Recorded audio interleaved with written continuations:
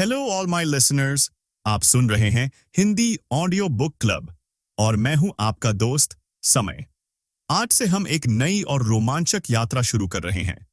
एक ऐसी यात्रा जो आपको भारत के घने जंगलों की गहराइयों में ले जाएगी, जहां रहस्य और खतरा हर पल आपका इंतजार कर रहा है।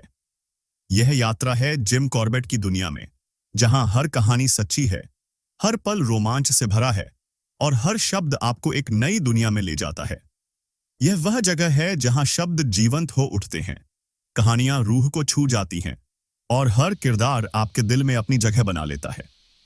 यहां हम किताबों की दुनिया को आवाज देते हैं ताकि आप आंखें बंद करके उन कहानियों में खो सकें जो आपको एक अलग ही दुनिया में ले जाएं। मेरा मकसद है आप तक बेहतरीन साहित्य और कहानियों को पहुंचाना, चाहे वह रोमांचकारी हो, रहस्यमयी हो या फिर दिल को छू लेने वाली। आपके प्यार और सपोर्ट से ही यह चैनल आगे बढ़ रहा है और मैं हमेशा आपके लिए नई और दिलचस्प कहानियां लेकर आता रहूंगा।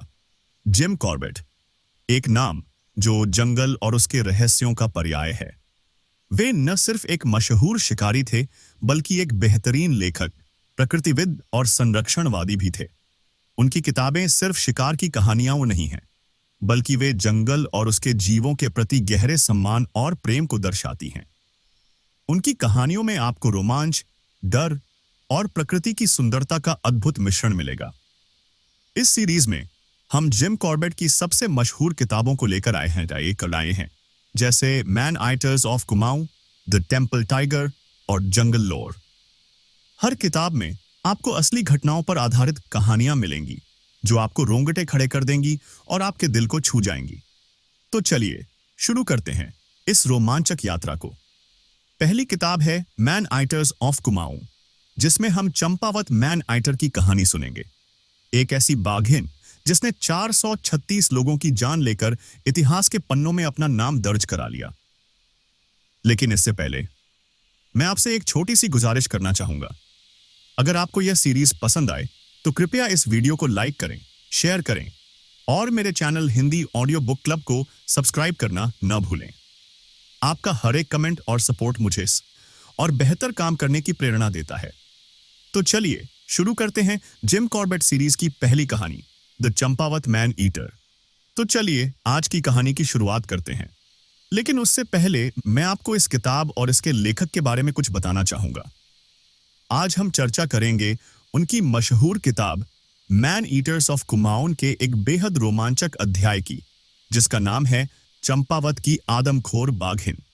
इससे पहले कि हम इस रोमांचकारी यात्रा की शुरुआत करें, मैं आपको बताना चाहूंगा कि जिम कॉर्बेट कौन थे, सुनिए, और उनकी यह किताब क्यों इतनी महत्वपूर्ण है। लेखक जिम कॉर्बेट के बारे में।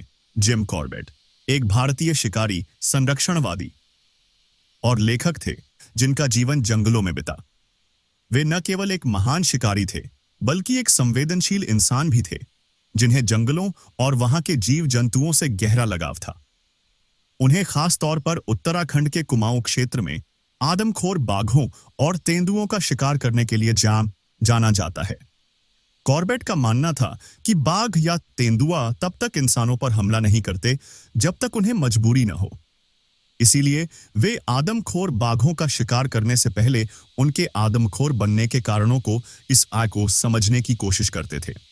Man eaters of Kumaon Jim Corbett की सबसे मशहूर किताबों में से एक है, जिसमें उन्होंने कुमाऊं के जंगलों में आदमखोर बाघों के साथ अपने रोमांचक अनुभवों को साझा किया है। यह किताब न केवल शिकार की कहानियों का संग्रह है, बल्कि इसमें जिम कॉर्बेट का वन्य जीवन और बाघों के प्रति सम्मान और समझ भी झलकती है। चंपावत की आदमखोर बाघिन। अब हम आते हैं उस अध्याय पर जो इस किताब का सबसे रोमांचक और चर्चित हिस्सा है, चंपावत की आदमखोर बाघिन। यह कहानी आपको सिहरने पर मजबूर कर देगी, क्योंकि यह केवल एक शिकार की कहानी नहीं है, बल्कि इंसानी साहस और जंगल के नियमों के बीच की जंग है। चंपावत की बाघिन की कहानी तब शुरू होती है जब यह बाघिन नेपाल के जंगलों से कुमाऊं के चंपावत क्षेत्र में आई। यह बाघिन आदमखोर बन चुकी थी और अब तक 400 से ज्यादा लोगों की जान ले चुकी थी। सोचिए दोस्तों, 400 से ज्यादा मासूम लोग, जिनमें ज्यादातर महिलाएं और बच्चे थे।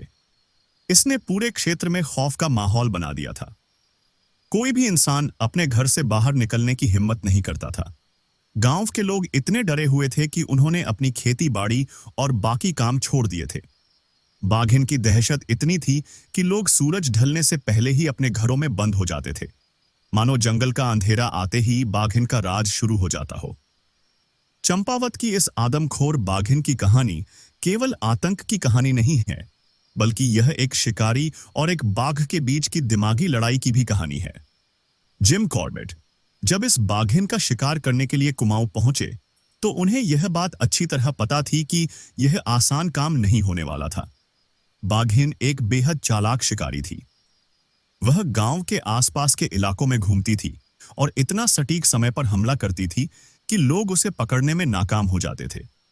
उसकी चालाकी और तेजी ने उसे अब तक जिंदा रखा था और उसने अपनी आदमखोर प्रवृत्तियों के कारण गांव वालों के मन में गहरा डर बैठा दिया था।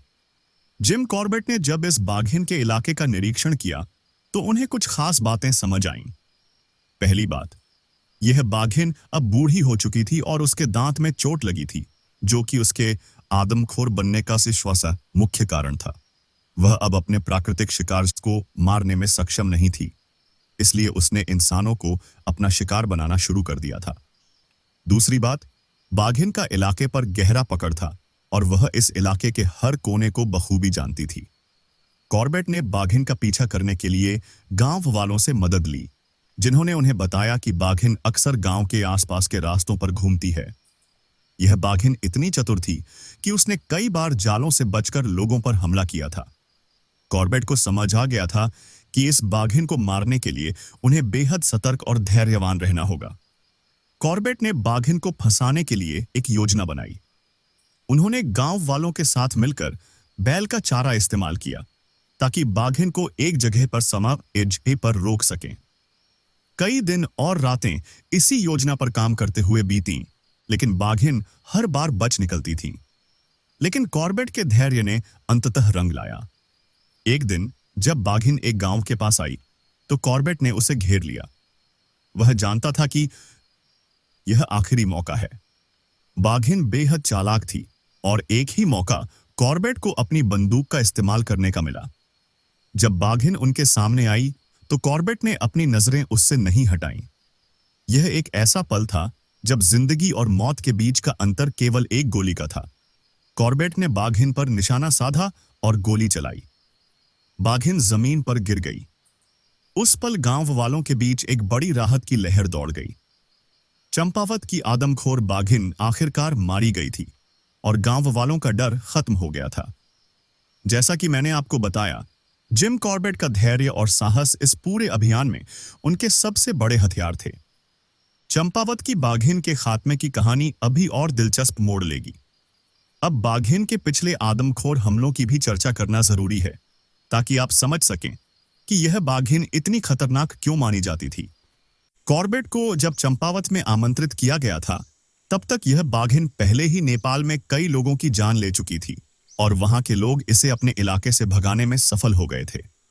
पर समस्या यह थी कि बाघिन ने नेपाल से निकलकर कुमाऊं के चंपावत इलाके को अपना नया शिकारगाह बना लिया। गांव खाली हो रहे थे और लोग रात को डर के मारे जंगल में जाने की हिम्मत तक नहीं करते थे। यहां तक कि बाघिन दिन के उजाले में भी शिकार करती थी। सोचिए, जब एक बाघिन इतनी निडर हो जाए कि वह इंसानों के बीच में आकर दिन में हमला करने लगे, तो उस डर और खौफ का अंदाजा लगाना मुश्किल है। जिम कॉर्बेट जब चंपावत पहुंचे, तो उन्हें गांव वालों ने बाघिन के हमलों के किस्से सुनाए। एक बुढ़िया ने रोते हुए बताया कि बाघिन ने उसके बेटे को उसके सामने घसीट लिया था और वह कुछ नहीं कर पाई थी। यह सुनकर जिम के अंदर बाघिन को मारने का संकल्प और भी मजबूत हो गया। उन्होंने ठान लिया था कि किसी भी कीमत पर वह इस आदमखोर को मारकर ही दम लेंगे। लेकिन उन्होंने हमेशा इस बात का ध्यान रखा कि बाघिन के प्रति उनके मन में नफरत नहीं थी।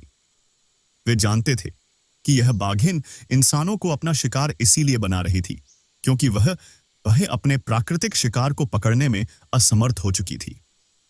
कॉर्बेट ने कई बार गांव वालों के साथ मिलकर बाघिन की पिछली गतिविधियों का पता लगाया। एक खास घटना ने उन्हें यह विश्वास दिलाया कि बाघिन कोई साधारण शिकारी नहीं थी।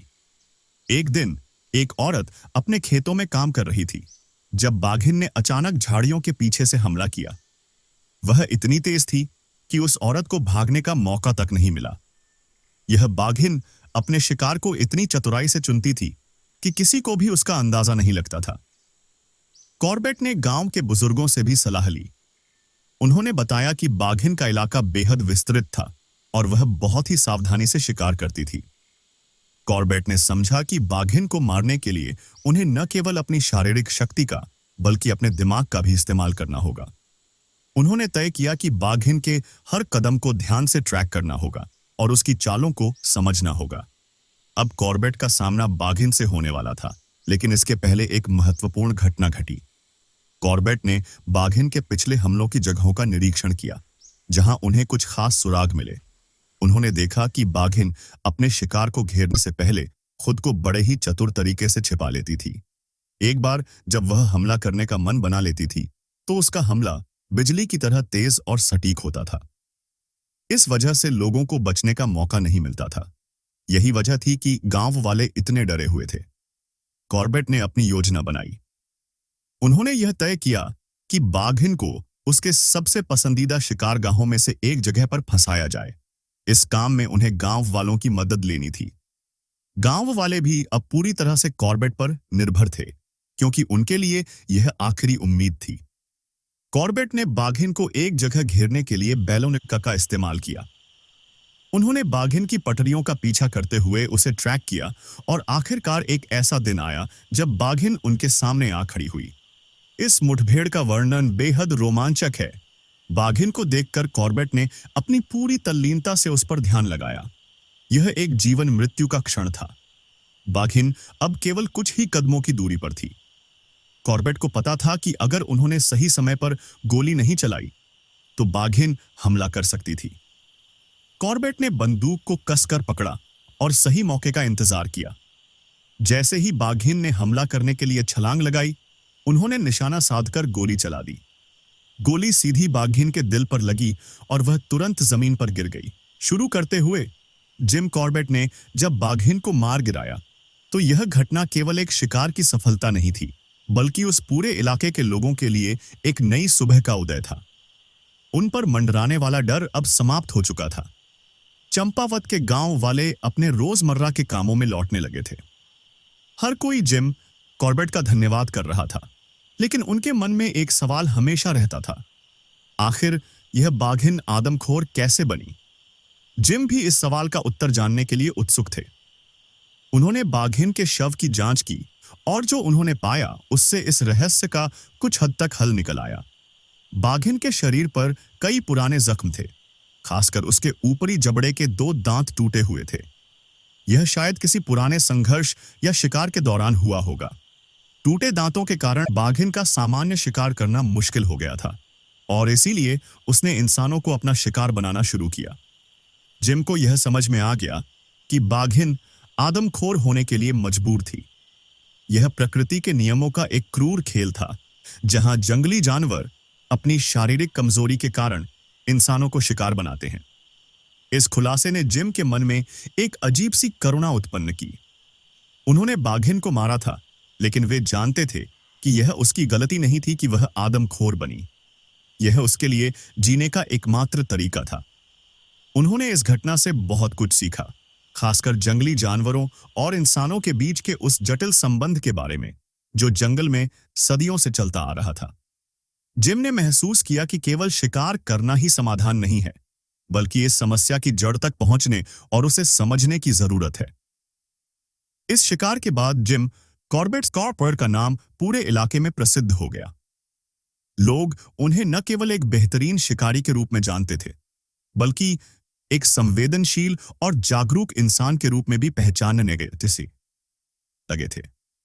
उन्होंने हर उस जानवर का आदर किया जिसे उन्होंने मारा, और हर बार उन्होंने यह सुनिश्चित किया कि वह सिर्फ सुरक्षा के लिए शिकार कर रहे हैं, न कि अपनी खुशी के लिए। चंपावत की बाघिन की कहानी जंगल के अन्य शिकारी जानवरों की कहानियों से बहुत अलग थी। इस बाघिन ने लगभग 436 लोगों की जान ली थी, और यह आंकड़ा सुनकर ही किसी के भी रोंगटे खड़े हो सकते थे। लेकिन फिर भी यह एक बड़ी सच्चाई थी कि वह आदमखोर बनने के लिए मजबूर थी। उसके टूटे हुए दांतों ने उसे इस हद तक कमजोर कर दिया था कि वह अपने पारंपरिक शिकार, जैसे हिरण या जंगली सुअर का पीछा नहीं कर सकती थी। इसके बजाय उसने इंसानों को अपना आसान शिकार बना लिया, जो जंगल के किनारे पर रहते थे या जंगल में काम करते थे। जिम ने जब पहली बार बाघिन की हत्या के बाद उसकी मांद की खोज की, तो उन्हें वहां कई इंसानी हड्डियां और कपड़े मिले। ये सब उन लोगों के अवशेष थे जिन्हें बाघिन ने अपना शिकार बनाया था। यह दृश्य दिल दहलाने वाला था, लेकिन जिम ने इसे एक ठंडी नजर से देखा। वे समझते थे कि यह बाघिन का प्राकृतिक व्यवहार नहीं था, बल्कि उसके अस्तित्व के लिए किया गया एक संघर्ष था। जिम ने बाघिन की मांद को साफ किया और उसकी दास्तान को हमेशा के लिए इतिहास में दर्ज कर दिया। इसके बाद जिम ने अपनी जीवन यात्रा को जंगल और उसके जीवों को समझने में बिताया। उन्होंने हमेशा यह कोशिश की कि इंसान और जानवरों के बीच का संतुलन बना रहे। जिम की कहानियां सिर्फ रोमांचक शिकार कथाएं नहीं हैं, बल्कि वे उस प्रेम और आदर को भी दर्शाती हैं जो उन्होंने जंगल के प्रति महसूस किया। हर बार जब वे किसी आदमखोर का शिकार करते थे, तो वे यह सुनिश्चित करते थे कि उस जानवर की कहानी को भी पूरी ईमानदारी के साथ बताया जाए। चंपावत की बाघिन के शिकार ने जिम को न केवल एक शिकारी के रूप में पहचान दिलाई, बल्कि एक मानवीय दृष्टिकोण वाला संरक्षणवादी भी बना दिया। उन्होंने इस घटना के बाद कई आदमखोर जानवरों का शिकार किया, लेकिन उनका तरीका हमेशा यही रहा कि वे केवल जरूरत के समय ही शिकार करते थे। वे कभी भी बेवजह किसी जानवर की जान नहीं लेते थे। उनका मानना था कि जंगल और उसके जीवों के साथ संतुलन बनाकर ही हम एक स्वस्थ और सुरक्षित समाज बना सकते हैं। चंपावत के जंगलों में कई वर्षों से एक अनकहा भय छाया हुआ था। गांव के लोग हर समय सतर्क रहते थे। उनके मन में यह डर था कि कब वह खौफनाक बाघिन उन पर हमला कर देगी। यह डर सिर्फ गांव के किनारे रहने वाले लोगों तक सीमित नहीं था, यह पूरे क्षेत्र में फैल गया था। कई लोगों ने अपना घर छोड़ दिया था और दूर के गांवों में शरण ली थी। जो लोग गांवों में थे, वे बिना किसी आवश्यकता के बाहर निकलने से बचते थे। खेतों में काम करने वाले किसान, महिलाएं और बच्चे भी हमेशा सतर्क रहते थे, क्योंकि वे जानते थे कि एक छोटी सी चूक उनकी जान ले सकती है। कई बार लोगों ने बाघिन की दहाड़ सुनी थी, लेकिन उसकी छवि केवल डरावनी कहानियों में ही जानी जाती थी। कोई भी उसे देख नहीं सका था, और जो लोग उसे देखने के बाद बचे, वे उसकी निर्दयता का वर्णन करने में असमर्थ थे।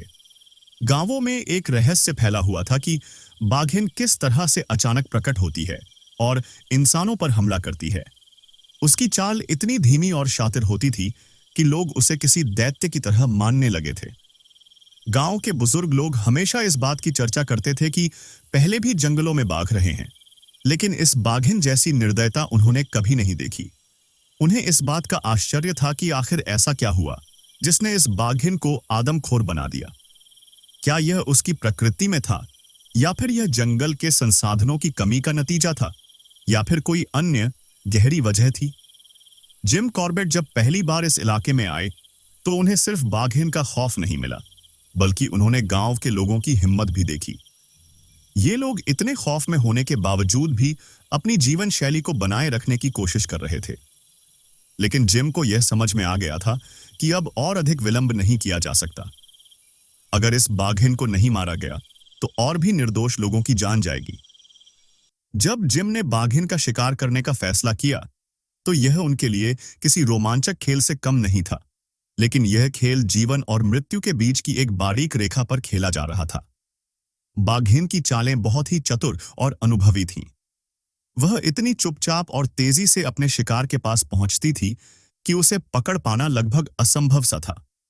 लेकिन जिम कॉर्बेट की एक बात थी जो उन्हें अन्य शिकारियों से अलग करती थी, उनका धैर्य और ध्यान। शिकार करने के लिए जिम ने कई दिनों तक बाघिन के पगचिन्हों का अनुसरण किया। वे हमेशा ध्यान से हर पेड़, झाड़ी और जमीन को देखते थे, क्योंकि उन्हें पता था कि बाघिन कहीं भी छिपी हो सकती है। जंगल की शांति और उसकी गहराई ने जिम को कई बार उस स्थिति में डाल दिया जहां उन्हें लगा कि बाघिन उन्हें देख रही है, लेकिन वे उसे नहीं देख पा रहे हैं। इस असहज स्थिति ने उनकी चौकसी को और बढ़ा दिया। जिम को यह भी ध्यान में रखना था कि वह अकेले काम नहीं कर सकते। गांव वालों ने उन्हें कई तरह की जानकारी दी और कई बार उन्होंने जिम के साथ जंगल में जाकर बाघिन के बारे में अपने अनुभव भी साझा किए। गांव वालों की मदद से जिम ने बाघिन की आदतों को समझना शुरू किया। उन्होंने देखा कि बाघिन किन रास्तों से चलती है, कहां पर छिपती है और कब हमला करती है। यह एक तरह का जटिल खेल था जहां शिकारी और शिकार दोनों एक दूसरे की चालों को समझने की कोशिश कर रहे थे। बाघिन का पीछा करना एक कठिन और जोखिम भरा काम था। कई बार जिम को यह लगा कि बाघिन उनके बेहद करीब है, लेकिन वे उसे पकड़ नहीं पाए। उन्होंने कई दिनों तक उसकी खोज जारी रखी, लेकिन बाघिन हमेशा उनसे एक कदम आगे रहती थी। यह खेल चलता रहा और जिम का धैर्य भी अपनी पराकाष्ठा पर पहुंच रहा था। जैसे ही बाघिन की मौत की खबर गांव में पहुंची, पूरे क्षेत्र में मानो जीवन की एक नई किरण फूट पड़ी। वह भय जो कई सालों से गांव के हर कोने में छाया हुआ था, अचानक से गायब हो गया। गांव के लोग अपनी झोपड़ियों से बाहर निकले, मानो एक नई आजादी का अनुभव कर रहे हों। उनकी आंखों में राहत और आभार के भाव थे। जो लोग पहले अपने खेतों में काम करने से डरते थे, अब उन्होंने खुले दिल से अपनी जमीन पर कदम रखा। महिलाओं और बच्चों ने भी खुली हवा में सांस ली, मानो उन्हें वर्षों बाद जीवन का नया अर्थ मिल गया हो। हर किसी के दिल में सिर्फ एक ही व्यक्ति का नाम गूंज रहा था, जिम कॉर्बेट।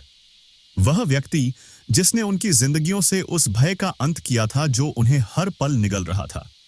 गांव के बुजुर्गों ने अपने अनुभवों और कहानियों में इस दिन को यादगार बना दिया।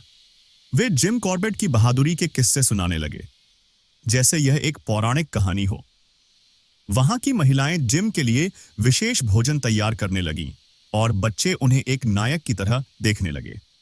उस समय के भारतीय समाज में, जहां एक बाघिन जैसी आदमखोर को मारना असंभव माना जाता था, वहां जिम का यह शिकार किसी चमत्कार से कम नहीं था।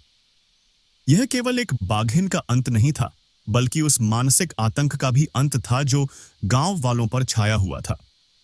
बाघिन के व्यवहार का गहरा अध्ययन करना आवश्यक था, क्योंकि यह सामान्य बाघिनों से अलग थी। जिम कॉर्बेट ने महसूस किया कि इस बाघिन का आदमखोर बनने का कारण कोई प्राकृतिक आदत नहीं थी, बल्कि इसके पीछे कोई गहरी वजह थी। उन्होंने बाघिन के शव की जांच की और पाया कि उसके एक पंजे में गहरा जख्म था। यह जख्म किसी शिकारी की गोली का परिणाम था, जिसने बाघिन को गंभीर रूप से घायल कर दिया था। इस जख्म की वजह से बाघिन ठीक से शिकार करने में असमर्थ हो गई थी। उसका प्राकृतिक शिकार, हिरण, जंगली सुअर जैसे जानवर उसकी पहुंच से बाहर हो गए थे। भूख ने उसे इंसानों का शिकार करने पर मजबूर कर दिया था। जिम कॉर्बेट ने यह भी समझा कि बाघिन को इंसानों पर हमला करने का आसान तरीका मिल गया था, क्योंकि इंसान जानवरों की तुलना में धीरे चलते हैं और उनके पास शिकारियों से बचने की शक्ति कम होती है। इस प्रकार बाघिन आदमखोर बन गई थी। उसकी शिकारी प्रवृत्ति अभी भी जीवित थी, लेकिन उसका शिकार अब इंसान बन गए थे। जिम को यह एहसास हुआ कि इस बाघिन की मौत से जंगल के संतुलन को भी बहाल किया जा सकता है, क्योंकि अगर इसे नहीं रोका गया तो यह आदत और बाघों में फैल सकती थी।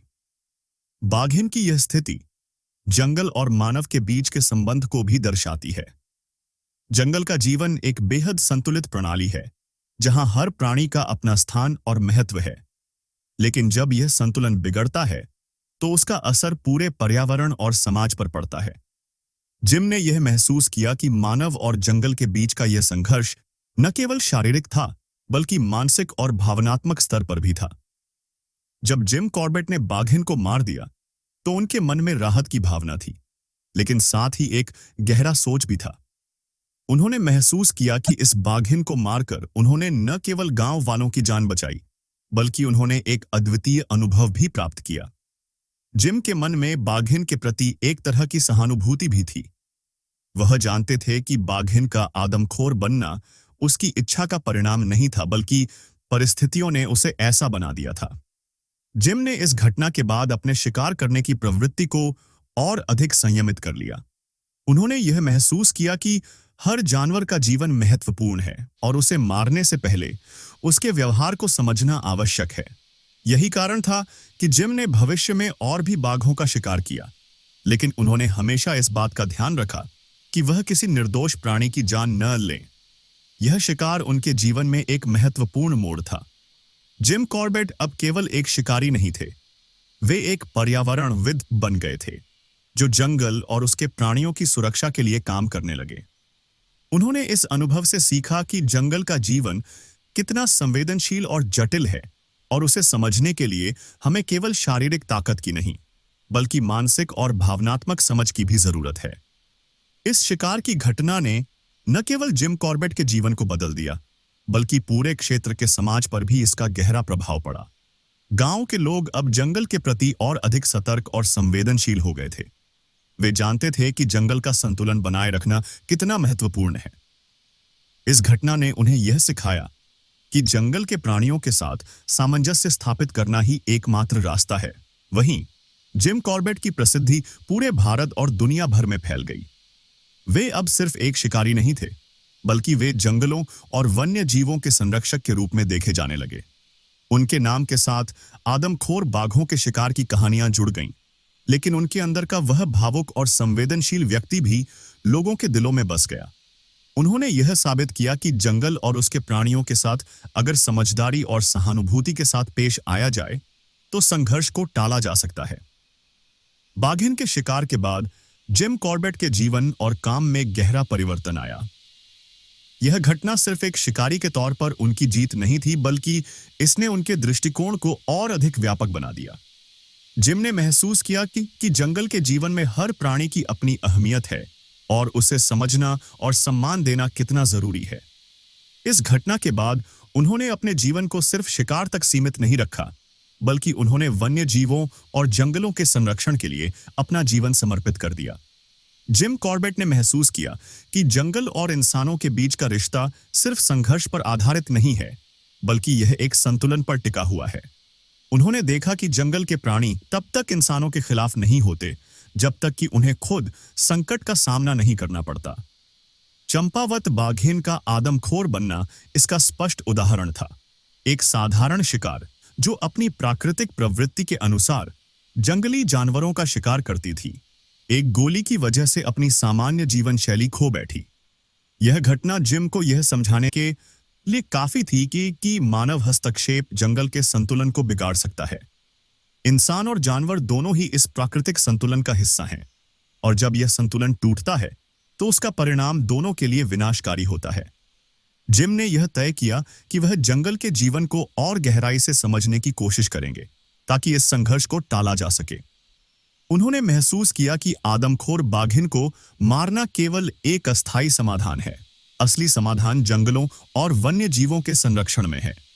इस विचार ने उन्हें वन्य जीवों के संरक्षण के लिए एक मजबूत आवाज बनने पर मजबूर किया। चंपावत बाघिन के शिकार के बाद जिम कॉर्बेट का जीवन एक नया मोड़ लेने वाला था। पहले जहां वह सिर्फ एक शिकारी के तौर पर जाने जाते थे, अब उनका व्यक्तित्व और भी बड़ा हो गया था।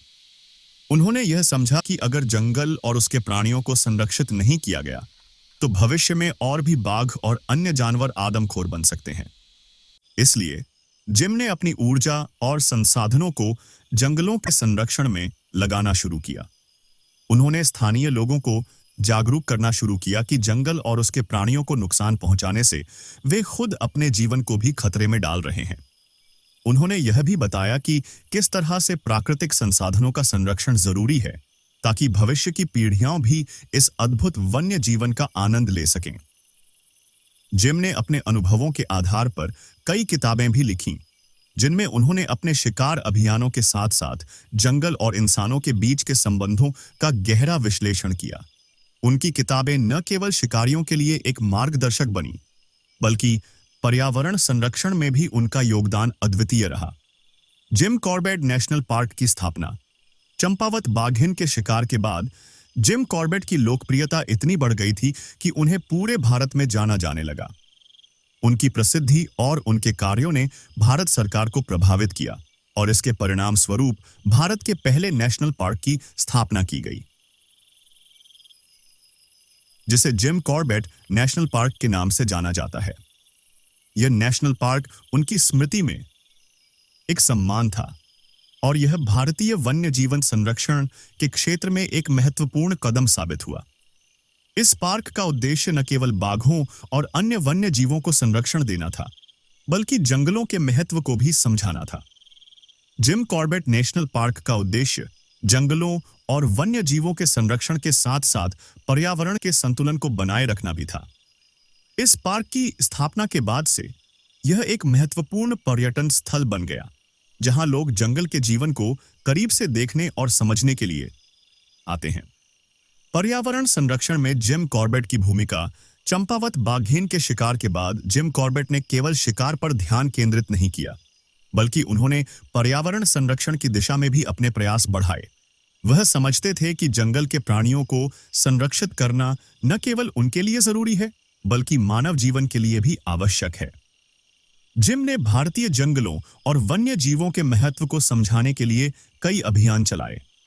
उन्होंने स्थानीय लोगों को यह सिखाया कि जंगल के प्राणियों के साथ किस तरह से सहअस्तित्व में रहना चाहिए।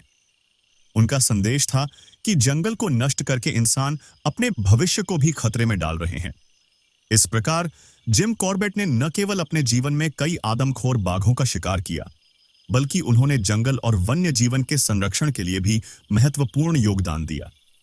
उनका नाम आज भी भारतीय वन्य जीवन संरक्षण में एक प्रेरणा स्रोत के रूप में याद किया जाता है। आज के समाज में जहां पर्यावरण का महत्व दिन प्रतिदिन बढ़ता जा रहा है, जिम कॉर्बेट की शिक्षाएं और उनके कार्य आज भी प्रासंगिक हैं। उन्होंने जो संदेश दिया था वह यह था कि इंसान और प्रकृति के बीच का संतुलन बनाना जरूरी है। यदि हम इस संतुलन को बनाए रखते हैं तो हम एक सुरक्षित और स्वस्थ भविष्य की ओर बढ़ सकते हैं। जिम की कहानी हमें यह सिखाती है कि जंगल और उसके प्राणियों का संरक्षण केवल सरकारों की जिम्मेदारी नहीं है, बल्कि हर इंसान को इस दिशा में अपने प्रयास करने चाहिए। अगर हम आज अपनी प्राकृतिक धरोहर को संरक्षित नहीं करेंगे तो भविष्य में हमें इसके गंभीर परिणाम भुगतने पड़ सकते हैं। जिम कॉर्बेट ने बाघिन के शरीर की जांच की और पाया कि उसके दांत और पंजे खराब थे। यही वजह थी कि वह जंगली जानवरों का शिकार नहीं कर पाती थी और मनुष्यों को अपना शिकार बनाती थी। कॉर्बेट ने इस घटना के बाद यह समझा कि मानवभक्षी जानवर अक्सर अपनी मजबूरी में ऐसा करते हैं। यह कहानी सिर्फ एक शिकार की नहीं है, बल्कि यह जंगल और उसके जीवों के प्रति सम्मान की कहानी है। कॉर्बेट ने अपने जीवन में कई मानवभक्षी जानवरों का शिकार किया, लेकिन उनका मकसद सिर्फ लोगों की जान बचाना था। वे जानवरों से प्यार करते थे और उनका मानना था कि जंगल और उसके जीवों को बचाना हमारी जिम्मेदारी है। चंपावत बाघिन की कहानी न केवल एक शिकार अभियान की कहानी है, बल्कि यह मानव और प्रकृति के बीच के जटिल संबंधों की एक झलक भी है। जिम कॉर्बेट ने इस कहानी के माध्यम से यह साबित किया कि यदि हम जंगल और उसके प्राणियों को समझते और उनका सम्मान करते हैं, तो हम एक बेहतर और अधिक सामंजस्यपूर्ण दुनिया बना सकते हैं। यह कहानी हमें यह भी सिखाती है कि शक्ति और साहस के साथ साथ सहानुभूति और समझ भी उतनी ही महत्वपूर्ण है। अगर हम प्रकृति के साथ तालमेल बैठाकर चलते हैं, तो हम न केवल अपने जीवन को सुरक्षित कर सकते हैं, बल्कि अपने भविष्य को भी संवार सकते हैं। धन्यवाद दोस्तों, आपने इस कहानी को सुना और मुझे पूरा यकीन है कि आपको जिम कॉर्बेट और उनकी अद्वितीय शिकार कहानियों से बहुत कुछ सीखने को मिला होगा। अगर आपको यह कहानी पसंद आई हो तो कृपया हमारे channel Hindi audio book club को सब्सक्राइब करें, वीडियो को लाइक करें और इसे अपने दोस्तों के साथ शेयर करें। आपका सपोर्ट मुझे और भी बेहतर कंटेंट बनाने के लिए प्रेरित करेगा। इस चैनल पर आपको और भी रोचक और रोमांचक कहानियां सुनने को मिलेंगी, तो जुड़े रहिए हमारे साथ और अपने सुझाव और विचार कमेंट्स में जरूर साझा करें। मैं समय आपसे फिर मिलूंगा एक नई कहानी के साथ। अगर आपको यह कहानी पसंद आई तो मैं आपके लिए और भी रोमांचक और डरावनी कहानियां लेकर आऊंगा। तब तक के लिए अपना ख्याल रखें और जुड़े रहिए हिंदी ऑडियो बुक क्लब के साथ। Goodbye and take care. Honey.